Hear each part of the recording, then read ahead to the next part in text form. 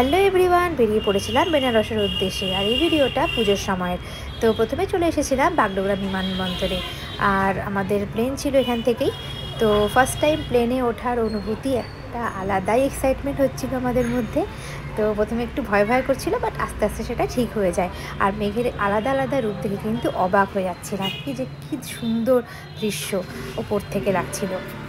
যাই হোক, তারপর আস্তে আস্তে চোখটা একটু লাগছিল, ঘুম ঘুম ভাব। মাও একটু ঘুমাচ্ছিল। তারপরে মাকে ডাক দিলাম, কারণ আমাদের লাঞ্চে চলে এসেছিলো। আর আমাদের লাঞ্চটা কিন্তু আগের থেকে বুক করা ছিল। তারপর আমরা দিল্লি এয়ারপোর্টে চলে এসেছিলাম। অ্যাকচুয়ালি আমাদের প্লেনটা দিল্লি হয়ে বেনারস যাবে, এরকম একটা শিডিউল ছিল। তো ইন্দিরা গান্ধী ইন্টারন্যাশনাল এয়ারপোর্ট ছিল। এটা দারুণ একটা এয়ারপোর্ট, আর বিশাল ভাস্ট একটা এয়ারপোর্ট, একদম ক্লিন।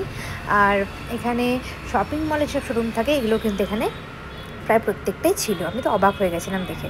তারপর চা খেয়ে নিয়েছিলাম। তারপর আমাদের টাইম হয়ে গেছিলো প্লেনের। তারপর আমরা বেনারসের উদ্দেশ্যে রওনা দিলাম। তো প্লেনও টেক অফ হয়ে গেছিলো। আর ওপর থেকেও নাইট ভিউটাও কিন্তু আলাদাই ছিল, ছোটো ছোটো লাইট দেখা যাচ্ছিলো। আর একটা দারুণ এক্সপিরিয়েন্স হয়েছিল। তারপরে আমরা আস্তে আস্তে পৌঁছে গেছিলাম বেনারসে। বেনারসের এয়ারপোর্টটাও কিন্তু বেশ সুন্দর, সাজানো গোছানো, ভালো লাগছিলো।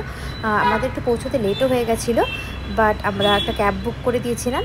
তারপরে আমরা ক্যাবে করে রওনা দিয়ে দিয়েছিলাম হোটেলের উদ্দেশ্যে। তার আগে আমরা কাল ভৈরব মন্দির চলে গেছিলাম। শিবেরই একটা রূপ হচ্ছে কাল ভৈরবজি। তো আমরা চাও খেয়ে নিয়েছিলাম তার আগে। তারপরে কাল ভৈরবজির দর্শন করলাম। আর বেনারসে আসলে পরে কিন্তু কাল ভৈরবজির দর্শন করতেই হয়। তারপর আমরা হোটেলের দিকে রওনা দিলাম।